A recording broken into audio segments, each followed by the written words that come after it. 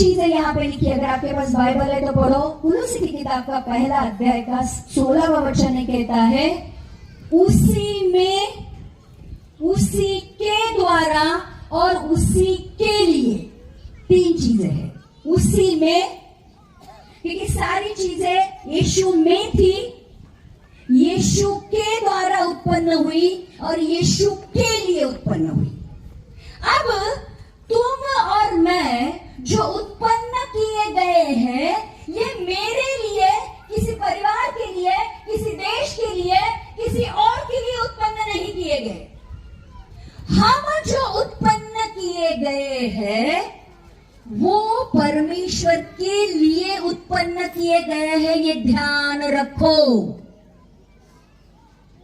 मेरी जिंदगी में जैसे जीऊं, किसी को इसी से कोई लेना देना नहीं है।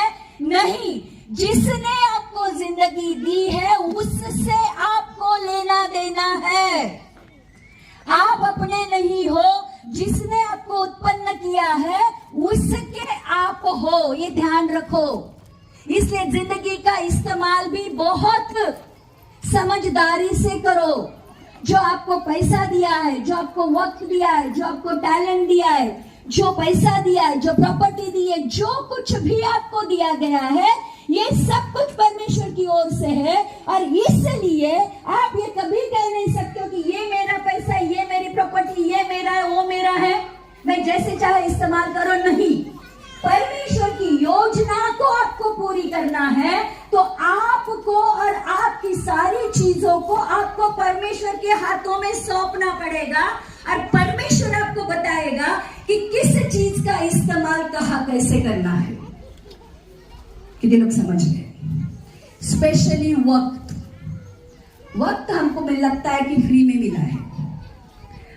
मैं डॉक्टर हूं। जब एक डेथ बेड पे जो लोग मरने वाले होते हैं उनसे पूछो जाकर तेरी आखिरी इच्छा क्या है, वो नहीं बोलेगा कि मुझे घर बनाना है, वो नहीं बोलेगा कि मुझे पैसा कमाना है, वो नहीं बोलेगा कि मुझे और थोड़े सा सोने के गहने बना के दो। वो कहेगा मुझे और थोड़ा वक्त अगर जीने के लिए मिले तो अच्छा है। कितने लोग समझ रहे? इसलिए परमेश्वर की योजना जो आपके साथ रहने की है, आपके साथ साथ चलने की है, जो भी वक्त आपको मिलता है वो वक्त का इस्तेमाल परमेश्वर के साथ बिताने में करो। इसलिए हनोक और नोह के बारे में लिखा है कि वो दोनों परमेश्वर के